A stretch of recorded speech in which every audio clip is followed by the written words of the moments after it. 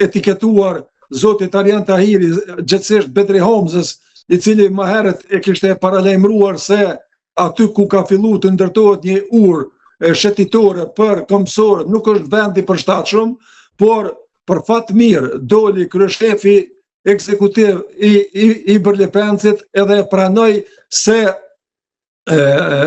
ata e kanë lëshuar me qëllim ujin Gjoja për shkak të burimeve të mëdha edhe për shkak të rritjes lartësisë të pendës edhe u demantua.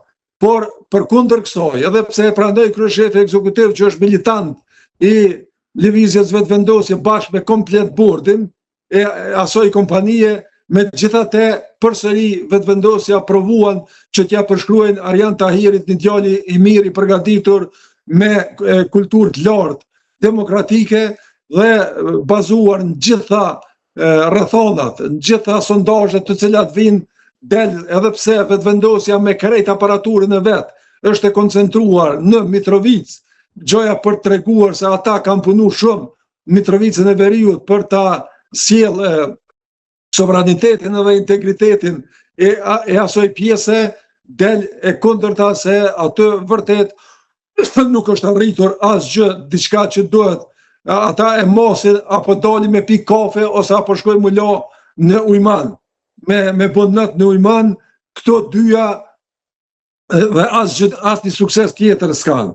Andaj Mitrovic, përkundër rezultatit ngusht, përkundër asaj që 100 pikë udhëheq, 100 apo më pak udhëheq zoti Peci, aty do të fitoj Arjan Tahiri, sepse ai djalëri është vërtet i përgatitur edhe për bën fushatën në mënyrën më të mirë të mrekullueshme, edhe si i ka hije demokracisë edhe si i ka hije secilit individ.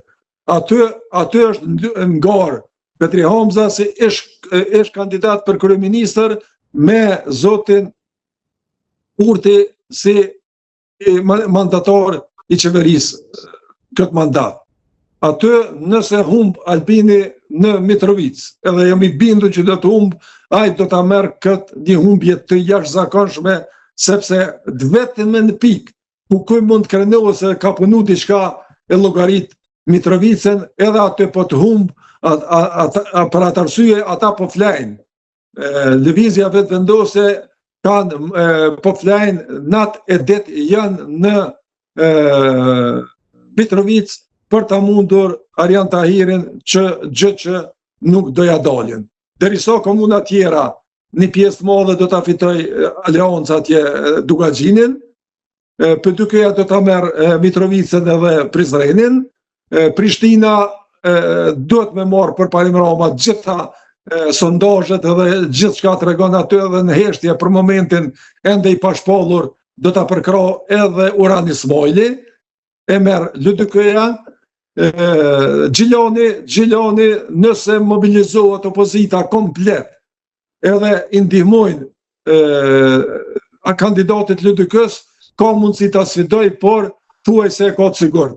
Thuaj se e ka të sigurt sepse ai aty pak vota edhe është një djalë i ri i cili megjithatë është një djalë më i arsyeshëm se sa ti edhe e mund të kalojnë Gjilan edhe kandidati vetëvendosjes pa problem. Derisa komuna tjera të vogla nuk janë fort me rëndësi, Dragosha që po përmenden, ose komunat me projekte tash e propozoj buxhetin edhe doli publikisht me një program kulturor artistik dhe i therke qytetarët dhe i ke nëse nuk e votoni kandidatin në këtë komunë të vetëvendosjes, ju do të mbeteni pa buxhet. Kjo është vepër penale. Vepër penale kryeministri nuk e ka buxhet vetin ato të babës, nuk e ka bu baba, edhe ai të kërcënoj qytetarët me mos alokim të buxhetit që ju takon komunave në formën që ai u krenonte me një komunë shtimes që është një komunë fshat. I ka 9.000 vota komplet shtimja, ose Kamenica është gjithashtu Tardana është një qytet shumë i vogël. Përveç Podujevës që është qytet më i madh, edhe hen radhën e 7-8 qytete më të mëdha. Në Kosovë këto dy tjera janë të papërfillshme dy komuna që ai i ka pas mandatin e kaluar. Por kryeministri nuk guxon në atë formë që drejtohet, sepse është vepër direkt penale, sepse ti po ke shpërdor paranë publike, ti po ke shpërdor buxhetin në interes të votës, si që ke shpërdori edhe me propozim rritje të pagave, të pensioneve e tjera. Profesor, por ju vetëm njohës shtumimi i politikës edhe i ligjit, por edhe ekonomist. Tani, a mundet që një qeveri në largim ta votojë një buxhet, pra ka hapësirë ligjore për të votuar buxhetin? Në asnjë mënyrë. Në asnjë mënyrë. Pra, rregullojmë vetëm pa buxhet. Atëherë, po kjo është më e mira.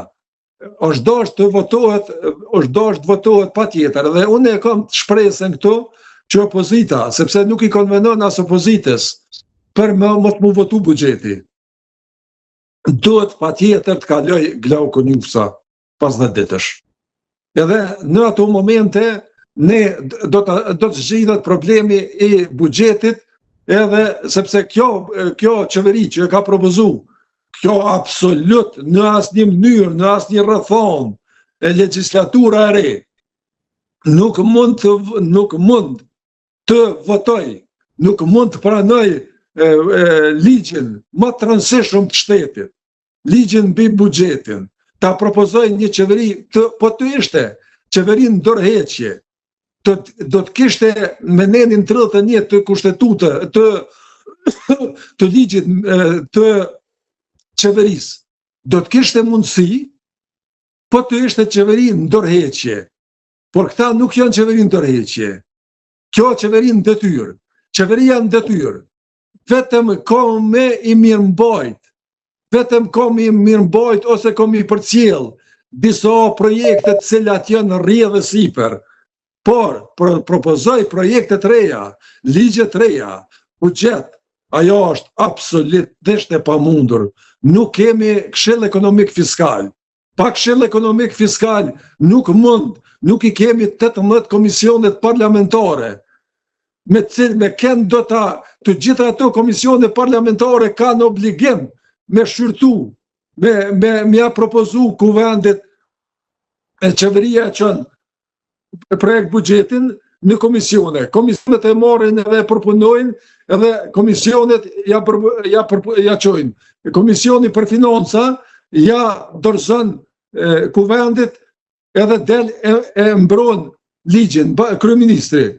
Po në këtë rast nuk kemi kryeministër, edhe kjo nuk mund të kaloj. Do me thonë, vetëm me kalimin e qeverisë 3 të Glauku Njufsës, edhe në mandat të lotë, çfarë do që tjetë, ajo mund të bëj, por në asnjë mënyrë qeveria në shkuarje, qeveria uzurpatore, qeveria në largim, si do që ta quajmë, por qeveria kujdestare Amerika, e thirrës qeveri kujdestare, për i thejme edhe qeveri kujdestare, nuk ka asnjë të drejtë, as propozim buxheti, as propozim ligje, as marrje të vendimeve, plus e kemi aktgjykimin e gjykatës supreme Kosovës, e cila për një vendim të ministrit Hekuran Murati e ka kthy aktgjykimin, edhe i ka tërheq vërejtjen, e ka anuluar atë vendim, siç do të veproj edhe nëse rastësisht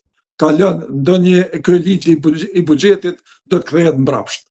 Patjetër do të kthehet mbrapsht, është i pavlefshëm. Profesor, të falenderoj shumë për këtë analizë të shpejtë dhe shpresoj të diskutojmë sërish në ditën vazhdim, pasi skenari i Konjusës sapo është hapur dhe lëvizjet do të jenë të shumta. Urojmë, dëshiroj sinqerisht, shpirtërisht, për të mirën e Kosovës, që Glauku Njufsa të zgjidhet kryeministër, jo i përkohshëm për kryeministër, sepse ai djalë e meriton. Edhe unë jam i bindur që do të arrijë të zbos. Vetëm të zbos marrëdhëniet edhe me opozitën, edhe do të funksionojë edhe me një gjërët e një emër nëse do t'jetë. Glauku Njufsa jam i bindur, siç e mbajti kuvendin për mrekulli. Për 4 vite e ka udhëheq kuvendin në formën më të mirë të mundshme. Ditë shpesh të vojtoj kundër partisë së tij, ai djalë, ai njeri vërtet e meriton. Edhe unë jam i bindur që do ta shpëtoj Kosovën, por do ta shpëtoj në këtë rast edhe Albin Kurtin, i cili ka hyrë në ujë pa bark, edhe une frikohem se ai shumë shpejt do të fundoset. Faleminderit, miru takofshim, shpresoj që pas një kohe të flasim për qeverinë e Glauco Newsës. Bashkohem me urimin tuaj që Kosova të dalë sa më shpejt nga ky ngresh politik.